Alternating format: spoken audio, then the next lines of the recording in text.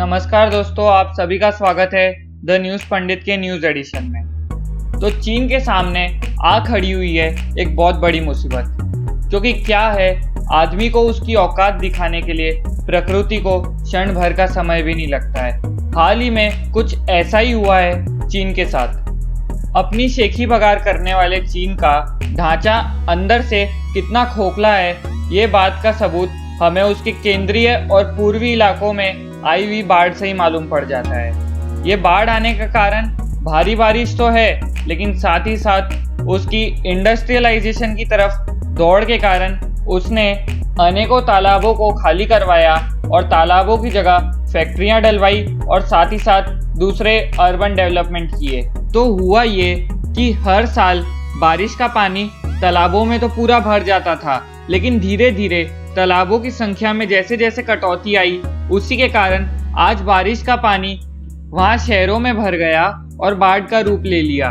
तो इस बाढ़ के कारण हुआ यह है कि चीन में भारी मात्रा में फसलों को नुकसान हुआ है, जिसके कारण चीन में खाने की कमी बढ़ रही है। यूं तो अक्सर चीन रशिया से हमेशा खाने के आइटम इंपोर्ट करवा लेता था, लेकिन रशिया ने चीन पर प्रतिबंध लगा दिए हैं, क्योंकि रशिया ये चाहता है कि रशिया के पास अनाज का भरपूर भंडार रहे, जो कि अगले सर्दियों तक भी चले। रशिया अनाज का भंडार इसलिए बढ़ाना चाहता है क्योंकि इस साल कोविड के कारण रशिया में अच्छी खेती नहीं हुई है और रशिया को ये भी डर है कि ऐसी हालत ना जाने कब तक चलेगी, इसलिए वो अनाज का भंडार बढ़ाकर अपने देशवासियों के लिए एक सुरक्षा बढ़ाना चाहता है। तो चीन में बढ़ रहे खाने की कमी के कारण चीनी सरकार ने क्लीन प्लेट करके चीन में एक नया इनिशिएटिव लॉन्च किया है। इसके अंदर चीन के लोगों से कम खाना खाने को कहा है और एक समय के खाने को स्किप करने को कहा है, और साथ ही साथ चीन के बड़े शहरों के रेस्टोरेंट्स में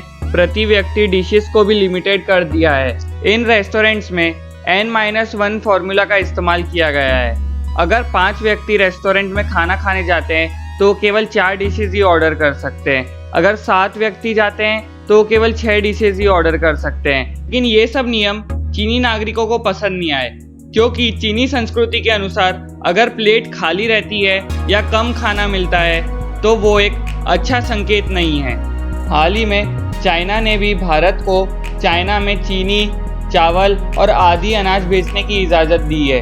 लेकिन यहाँ सवाल ये उठता है कि चीन, जिसने आज तक भारत से कभी अनाज संबंधी चीज़ों का आयात नहीं किया, वो आज अचानक से भारत को उसके बाजार में अनाज बेचने का ऑफर दे रहा है। इसका मतलब तो साफ है कि चीन में खाने को लेकर भारी समस्या है। लेकिन अहम बात अब यह है कि क्या भारत सरकार चीन में चीन की मांग के अनुसार अनाज बेचेगी या नहीं। अगर भारत चाहे तो चीन को अनाज बेच सकता है, क्योंकि भारत ने पिछले दिनों में अफगानिस्तान, बेरूत जैसे अनेक देशों में उनकी ज़रूरत के हिसाब से भारत ने मुफ्त में अनाज भेजे थे। लेकिन भारत की अभी इस पे कोई प्रतिक्रिया सामने नहीं आई है। तो इसी के साथ आज के वीडियो का अंत करते हैं। अगर आपको आज की वीडियो अच्छी लगी हो तो इसे लाइक और शेयर करिए और द न्यूज़ पंडित चैनल को सब्सक्राइब कर दीजिए।